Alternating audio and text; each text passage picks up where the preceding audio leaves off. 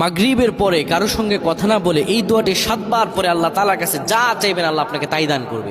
অভাবে আছেন, ঋণগ্রস্ত আছেন, মাথায় টেনশন, ঋণের বোঝা, বাড়িতে থাকতে পারতেছেন না, আল্লাহ সব আপনার পেরেশানি দূর করে দেবে ইনশাআল্লাহ। যদি আপনি আমলটি করতে পারেন, আমল মানুষের জীবন বদলিয়ে দেয়, আমল মানুষের জীবনকে পরিবর্তন করে দেয়। আল্লাহ তাআলা আপনার সব দোয়া কবুল করে নেবেন ইনশাআল্লাহ।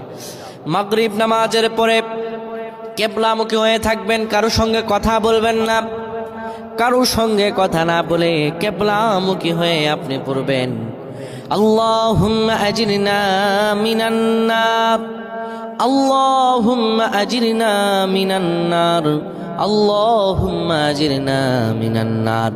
যদি এটি আপনি মাগরিব নামাজের পরে কারোর সঙ্গে কথা না বলে পড়ে 7 বার পরে দুটি হাত তুলে আল্লাহর কাছে দোয়া করেন, আল্লাহ জাহান্নামের আগুন থেকেও বাঁচাবেন এবং আল্লাহ আপনার সব দোয়াগুলো কবুল আর মঞ্জুর করে নেবেন।